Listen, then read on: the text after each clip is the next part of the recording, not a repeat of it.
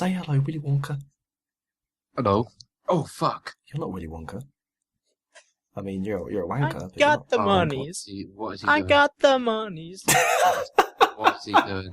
I'm so glad I've got that on record.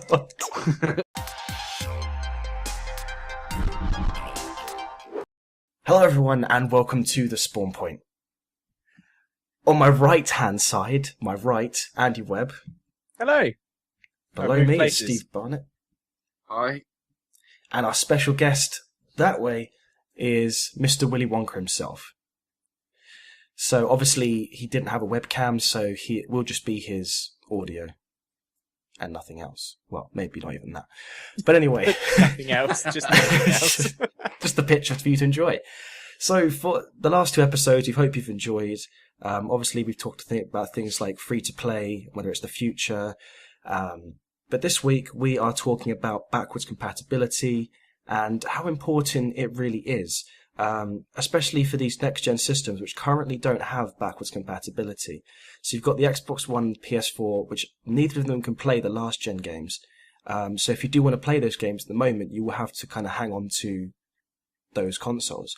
For example, me, I've got an Xbox One now, but I still have my Xbox 360 because I have Assassin's Creed on there, and I don't want to go out and buy it for next gen because that'd be a waste of money because I've already got the game. So, guys, general thoughts on backwards compatibility. Is that something that you would make use of a lot if you had a next gen system and wanted to play older games? I want to go first. Okay, sure. Go for it. Backwards compatibility for me would be ideal because there are games on other systems. On PS3, for instance, I would like to play on PS4, but currently they haven't got that on PS4, or they might not have that on PS4 ever, and I would like to play those games. So backwards compatibility for me would be ideal. Just out of interest, do you don't have a next gen, do you, Steve? I don't know. You've just got I've played on next gen. PS3, haven't you? Yes. See, now, I would argue that at the moment it would be good to have backwards compatibility on a console, but not necessarily in the future.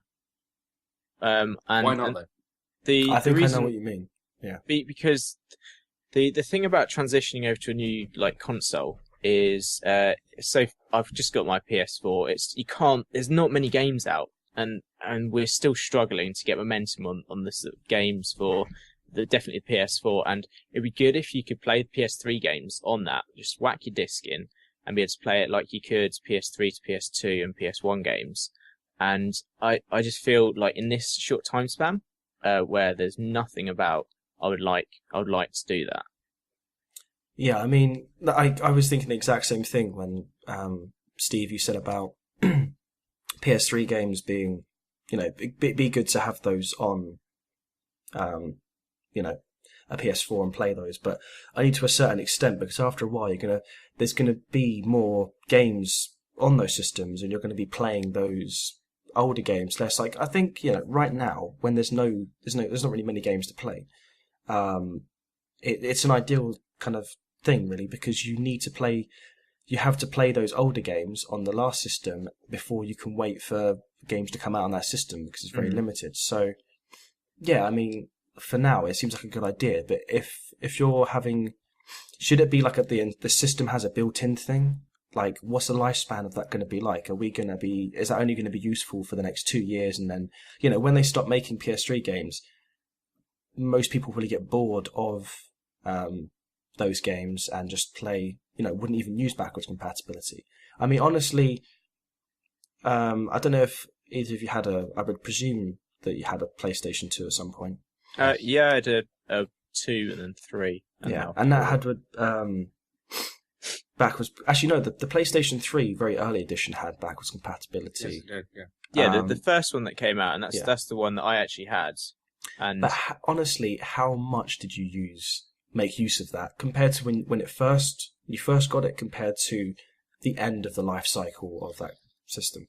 When the very first console came out, I didn't use it because I didn't know about it until I actually found out about it. So yeah, you can argue the fact that backwards compatibility back then for me wouldn't have made no use for me, but for now, like PlayStation 4 and PlayStation 3, and I could use the game on the PlayStation 4. That for me, that would be ideal.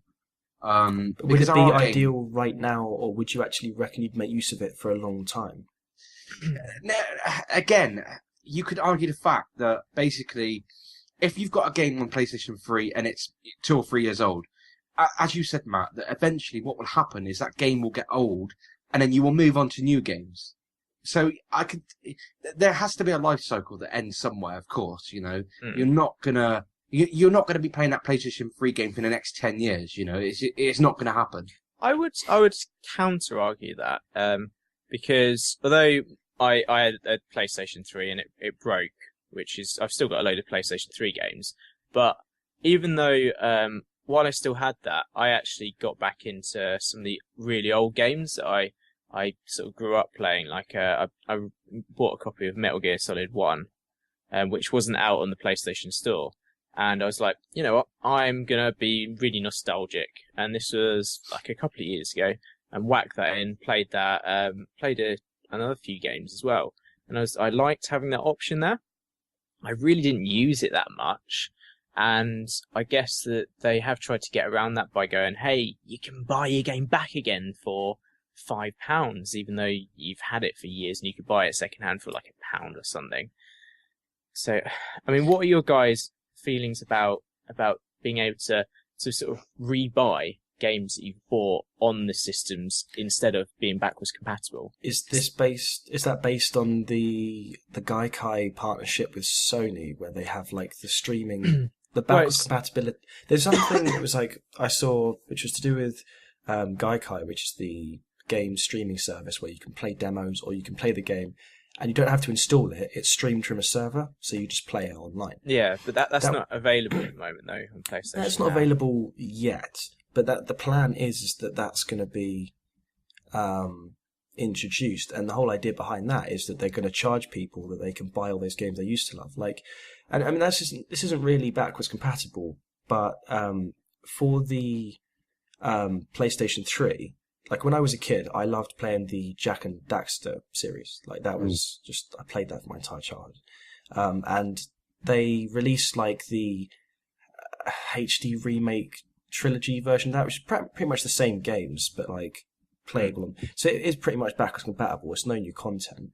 And I bought that, and I paid for that, but, like, I already had that game. I still have that game on PlayStation 2, so I'm basically rebuying the same game. But it didn't matter to me too much because it was more down to the convenience of it that I could just, I didn't have to find this disc that I got lying around somewhere and go, oh, where is it? I just had it like there, and it wasn't too expensive. It was a lot cheaper than if I was to go out and buy like a full price game. So it doesn't bother me too much. Okay, let me throw this one into the works. Like, everyone's not going to be a lover of this kind of game.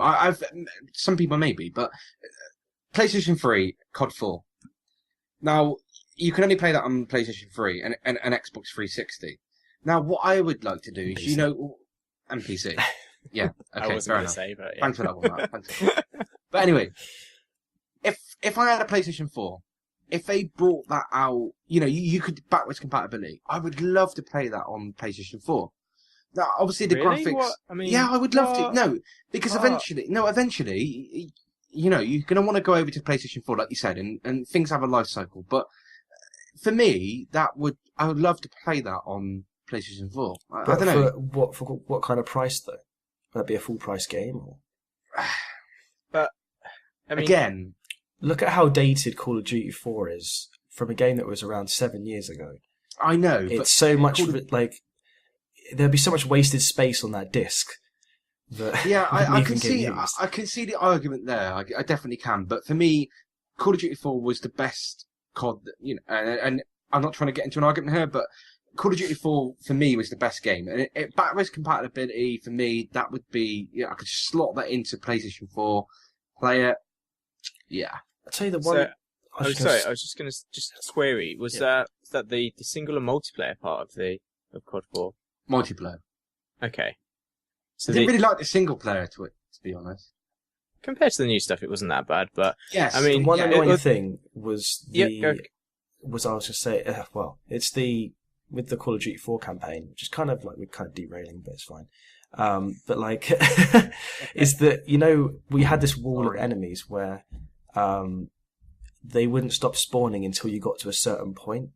So if you crouched and you hit a cover and keep shooting and didn't push forward at all, they would not stop spawning. Yeah, and they fixed that eventually, but like, I did not back know that. then, Yeah.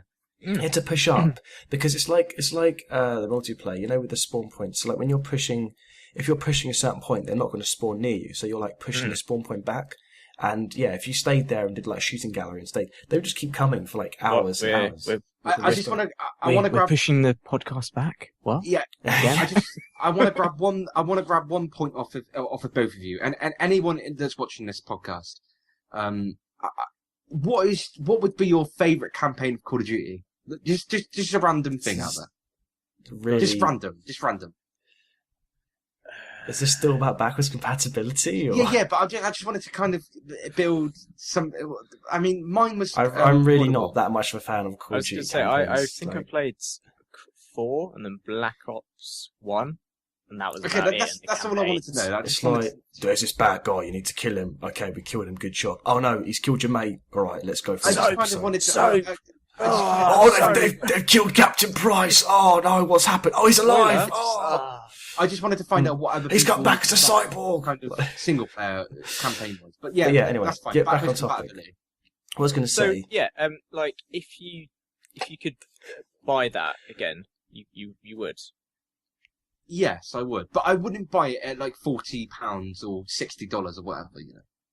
Can I just say, in terms of the backwards compatibility, more with older games like the, you have like the cartridges for like the Game Boy Color, the Game Boy Advance, all of those. I use the backwards compatibility a lot for those, even on older games. But I don't know if that's because with the games had more replayability, or whether it was just, I don't know what it was. But like say for example, Pokemon Red and Blue, so they came out on Game Boy.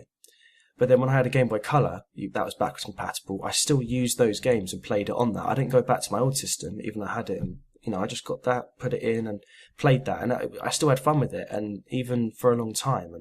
And I found with like a lot of the Nintendo products, the backwards compatibility, they've always been backwards compatible, haven't they? Like the Wii had GameCube games. Yeah. And so obviously not like actually, or did the Wii back? The Wii was backwards compatible. The Wii did GameCube games, yeah. Yeah. But you had to use a controller. But it had the plugs and everything, didn't it? Yeah, no, it was completely. And I think, I don't know why, but I find I make use of backwards compatibility for like Nintendo systems. In the past, I have a lot more than I would for. Like when I had a PlayStation 2, I don't really play many PlayStation 1 games. I don't know, I just thought, well, there's good PlayStation 2 games, why would I want to play games that came out really, It's just, for me, it's a different experience, is that for Nintendo systems, I've always used that backwards compatibility and I've made full use of it. But interestingly, does that say something about Nintendo, though? That their older games are actually better than the new ones? Well, that's what I'm trying to get at, is like the whole is it the replayability of the games which makes... Or do they... I mean, because pretty much Nintendo is just like, hey, it's Mario 8 or Mario Party Bajillion and 1. So it's just everything being recycled. So saying that the Super older Mario, ones are actually better. I have to say, I haven't played a Nintendo product in a good number of years. So I don't play them now, but like I used to play. I will jump in on that one though. I will jump in on the Mario scene. We all know what I kind of up on my Wii stuff. I'm not really, Wii and me don't really mix, but I will say the older Nintendo games. What are you on about? Me and Wii don't really mix. Me and Andy are so childish, but. No, yeah, don't be so childish. But anyway, like me and Nintendo games, like I can kind of agree with that. The older versions really kind of got me hyped, to play those. You're not games. really. I find with you can't really relate when I say like, oh, it's fun playing like Pokemon Red, because you never played really Pokemon, or No, I didn't. Like, Steve Barnett, everyone, did not have a childhood because he didn't like Pokemon. I He didn't- never played Pokemon Red, Blue, X, Y, and Z, whatever they're called. He didn't play any of those, but he did No, play. I didn't. He did play And- Super and- Mario and though. He did play Super. I did. But it's not a dig at people that did play it. I wasn't really interested in that kind of stuff, and I'm kind of going back to my childhood now. Like Matt was saying, "Oh, this is brilliant." I've heard things from Andy, and I've had a little go on it. I think this is actually amazing. And why didn't I do this when I was 7? But like, yeah, I mean, whatever. for you, it's really the same with Super Mario. Like, you could pick up an old Super Mario game from Game Boy, and it could be simple 2D platformer. Heck, they make games still now that are Super Mario, simple 2D platformers, still very similar. But it's like, I think it's more that backwards compatibility is good only if it relies on the replayability of games and how good games were in that generation. Like, because the thing with games like Pokemon and Super Mario is that they're very repetitive, but they somehow, you can constantly have fun with it. Even like Tetris, people still play that, and they still. I mean, I don't play it, but if I was to play it now, I moderately enjoy it at the very least. I reckon, just because it's just got a lot of the gameplay value is there, and I think that the problem is that even though these PlayStation 3 and Xbox 360 games, we're playing them at the moment, I don't think that they're not really, nowadays, these games, they're not really games that we would play 10 years later and would still be like, yeah, this is really awesome, we'd probably lose interest. I'm jumping onto the scene because I've never played these games before. I have to disagree with you there a bit, Matt. I think you're right in the majority of cases. However, there are a few that I would still want to play. Like for the majority of it, I really enjoyed Metal Gear Solid 4, even though that was half cutscenes, and the Europe part of it was just horrible. But the for the majority multiplayer of was it, good though, I think. Yeah, that was good. Although there wasn't enough people playing it, if I remember rightly. Yeah, well, at the beginning there was the beta stage. There was loads of people, and then after a few weeks, it was just dropping like flies. I would quite happily still play, because that's one of my favourite series on the PlayStation. So I'd quite happily play all of the games. Although trying to jump back to one, the mechanics of that are really backwards and everything now. But I still enjoy playing those old games. So I think there are a few exceptions to what you were just saying. Let me also jump on this one as well. Like Metal Gear Solid, there's loads of fans up for Metal Gear Solid, but I again wasn't really a Metal. But are there any Solid games, Steve, that you could see yourself playing in, that you'd still enjoy in 10 years' time and would still be a fun experience, that are on the PlayStation system, the PlayStation 3 system, that you could still enjoy? Well, Steve said COD. About Call of Duty 4, yeah. Yeah. So do you reckon you still 10 years' time you could still enjoy? There's plenty of games that you could still enjoy. I've always been an avid Call of Duty fan, always, and I think for me, really, the games that most people talk about today, Nintendo games, COD was a COD killer for me because I just kind of took Call of Duty as the only game that I would ever play, and it kind of ruined it for me because I had a filter and I just looked straight down. I didn't do anything else, I didn't play anything else, and it ruined it for me. But now I've stopped playing COD. I've started playing these amazing games that even indie developers make, and yeah, they are truly amazing. And I kind of wish that I did this a few years ago. And if it wasn't for the people like Matt and stuff like that, I wouldn't be doing what I'm doing today, like playing the games. Yeah, he'd big himself up. No, don't give him a bigger ego than he needs. But seriously, this is Matt's head. Yeah, but give Matt due and other people as well. I wouldn't be playing these games that I'm playing currently today. I've even gone over to Pokemon. I'd never do that. And people like Matt and think I've only got those people to thank because brainwashed him. If someone said to me sorry for the loudness there, but if someone said to me, "I'll play a Pokemon game," I would have been like, "What are you on about?" But now I'm lapping it up, and it's just amazing. It is. I don't know how I didn't do this before. I just feel like the general gist for me is that there's less games as I go along. There's less games that I reckon I would enjoy for longer durations, if that makes sense. So, for example, there was a lot of games on, might just be nostalgia talking, but there's a lot of games on the Game Boy, the Game Boy Color, Game Boy Advance that I could pick up today and still enjoy. And that's just, it's different now, because like the PlayStation. Then, like PlayStation 2 games, there's less PlayStation 2 games that I can enjoy today than there are compared to like older games like on the Game Boy.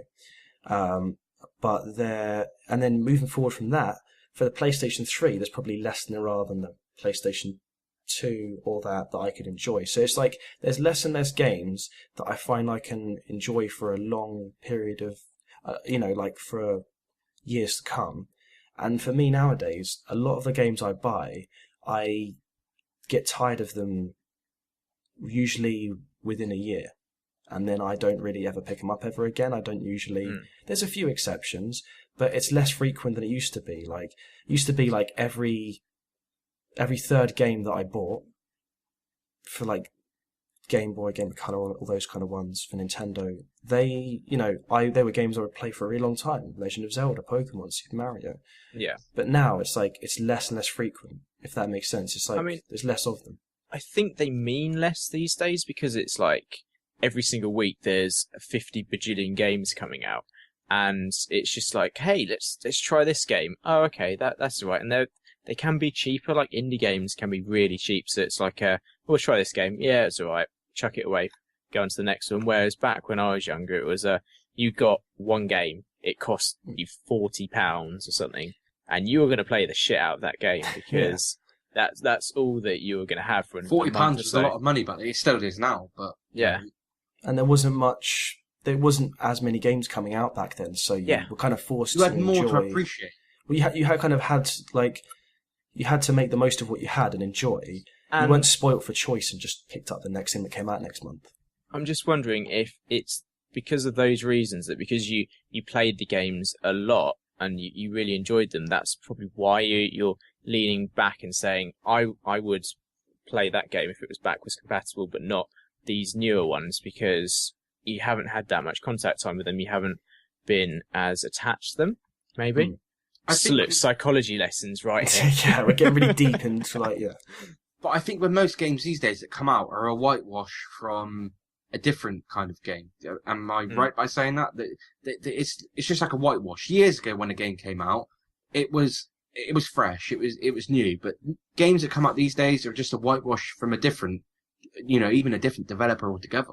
Yeah, some of them. Yeah, I would agree with that. There are some unique games out there. Yeah, and I think going on from that point is that it's so much harder to spot games so much harder for games to stand out nowadays, because there are so many similar games and so many like generic FPS things where you got to kill the bad guy and whatever. Yeah. But it's so hard it seems like there's less. I think the root of the problem is that there's less innovation with games nowadays, and there's too much similarity, and like you said about the whitewash of games, and being able to be unique and stand out compared to before. Like, it seemed to be a lot more innovative, the gaming industry back then. I'm just going to take this as a really quick example, but take for instance Flappy Bird. Obviously, a really bad game for its everything about it. Yeah. But the second that disappeared, there's a clone coming out every 30 seconds or something stupid like that. It's just like people latch on to the fact that this is popular. We need to copy that. We need to copy the balls out of that. It's like how likely, if Flappy Bird was still around, how likely would you play that game? Oh, I hate that game. In 10 years' time, or like a clone of that game. I wouldn't. But I think one of just going back onto backwards compatibility, I think my PlayStation 3 broke about 2 years ago. And I didn't actually buy a new console until the PS4 came out, and I was like, you know what, new generation coming along, I may as well just whack some cash on. I've got a bit of cash lying about, so I bought that. And then I was like, I'd like to play some of the games that came out for PS3, like Tokyo Jungle, The Last of Us, which is coming out on PS4 now, so it's fine. So I just pick up on that. But it's like I can't, unless I go out and buy a PS3 specifically to play these games. I would like my PS4 just to be able to go, hey, you know what? You can play these games right now. You can just pick them up, whack them in, and do that. You've kind of just spurted an idea in my brain, like you plant a seed in my head, and it's growing. Are you just gonna For a big tree. It's into a big branch now. Is that you saying about The Last of Us? Saying when you said obviously The Last of Us for PS3 is worth checking out, but that's coming out for the PS4. Now, this is the problem I see. So backwards compatibility is less of it's less of a big deal now because most of these popular games, like I said before, the Jak and Daxter trilogy, those 3 games that came out, got The Last of Us. There's all of these remakes that they make from like the PlayStation 2, then for the PlayStation 3. Then the popular PlayStation 3 games usually end up getting remade for the next system. So it makes less of a reason to have backwards compatibility because it's like, hey, why play the PS3 version of this game, The Last of Us, when you can play pretty much the same game, but with more content and improved, and it looks a lot better on the PlayStation 4, and you can get that instead. And I think that kind of eliminates the purpose of backwards compatibility. Is these HD remakes and like remade games, like for example, with going on to like Steve saying about Call of Duty 4, if that was to be remade, think about how many people would actually play the original one and through backwards compatibility compared to people who'd be playing the new remade one on that system. And I suppose it gives, like, I'm just going to take Abe's Odyssey, for example. There's people of obviously our age. I mean, did you two actually play Abe's Odyssey when you were younger? No. No? That's not the... No, I was thinking of Ape Escape just then. That was, the one where it had the sirens on the head that would... Oh, no. So this is going back to, like, the early 90s, I think. God, it's something like that. I was overly consumed with, like, Pokemon, Legend of Zelda, Super Mario, all those kind of ones that I don't think I ever played that. But anyway, they're obviously doing the 97, so late 90s. They're doing their HD remake of that, New and Tasty, and a lot of people probably won't have played that game. Like obviously you two won't have played it, so the HD remake will probably revitalize that. So new people will come and play that game. I mean, I'll probably pick it up just a bit of nostalgia and just to see how they've actually remade it and if it's any like better. It's obviously going to look better, but it's probably going to play exactly the same. And I guess if more of these remakes were to be made, would we see backwards compatibility slightly fading away? Because I think we already have seen it fade away there, haven't we? Apart from Nintendo. I think we've really hit the nail on the head here because actually going back to about like the thing with Nintendo and like the games like the Pokemon Red and Blue, they were never remade for the game. It wasn't like if there was Pokemon Red and Blue came out in the Game Boy and then there was a remake for the Game Boy Color and it was all all in color. Well, actually. I mean, did they not do that with? Is that not like all of the other colours? They did, like Emerald, they did the Fire Red, Yellow, Red, Fire Blue. Well, I mean they remade it for Game Boy. That was for Game Boy Advance, so there was a big gap between. It wasn't like the next system, but it's the reason why people used the backwards compatibility of the Game Boy Color to play these Game Boy games. Is that the only reason for that? Is that because they were only available through that norm, or was it that they weren't remade? Like if they were remade for the Game Boy Color, would people have never used it? It's like if I can play this on this system, I don't really have a reason to play the old version if it's the same game. And I think that's really the thing that is challenging the whole importance of backwards compatibility is that obviously not all games are going to be remade and all that thing. And that's probably where backwards compatibility has its strengths, is that it allows all games, whether remade or not, to be playable. But it really is kind of like, it feels to me like they're fighting a losing battle in a way. I mean, I think there's one really important thing that we've actually managed to overlook here, and that's if you want to play an old game, just use the old console. Yeah, but if your old console breaks, then you've got a game. Or if you sold it, that's the other thing. Yeah. But I mean, what's to stop you? Like, how much is like a PS2 these days? It's nothing. Not much, but it's more like Or how much is a PS3? Well, Like- if it falls back to the convenience thing, would you be able to have like this extra thing plugged in that clutters up loads of space, or would people prefer the convenience to have one system that they can play not just All games aren't. not just one generation of games, but the previous I'm ones? saying that, like, if I was fussed enough, if I really wanted to play like these PS3 games, I could go out and buy a PS3 and do it. They should make the option available for everything. If you want to go out and buy a PS3 and run that PS3 game on the PS3, then they should make the option available. If you want to backwards compatible, you can do that also. But again, backwards compatibility it's going to be a dying out thing eventually. It will cease. It will, and I wouldn't sit here and cry myself to sleep over backwards compatibility going. That's probably a bit extreme, but yeah. Yeah, but do you know what I mean? Like, for the time being, it would be good for me to have backwards compatibility for some games, but I'm not going to sit here and cry about it if it was to go.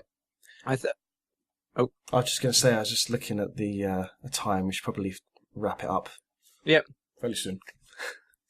I was just going to... Well, I may as well just do my finishing words then. Yeah, final words from Andy Webb. I'm not too fussed about losing backwards compatibility. However, what I am sort of potentially annoyed about is games company going, hey, you know that game you used to really like? Why not buy it again for a load more money so you can play it on your new systems? That's what annoys me. I agree with you there. A company that makes a remade game and then they sell it for... I mean, HD remakes I'm alright with. However, it's just buy exactly the same game that you bought however many years ago. For £40 again. Mm. Yeah, that annoys me. And yeah, I think that with all these remakes being made of games, and the more they make HD remakes and kind of port them over, I think the less backwards compatibility will be talked about, and I think the more that it's going to be that much of a thing. It's less of a necessity now because people don't really need it as much because they have other ways of playing those games, and like you said, they can just be played. They can just be played again, So yeah, Just to summarise, whatever you guys think, what do you think about it? Let us know in the comment section below, and we'd like to hear your thoughts. But that's been all from me, Andy Webb, Mr. Steve Barnett down there, and our special guest Willy Wonka. Goodbye. Good boo.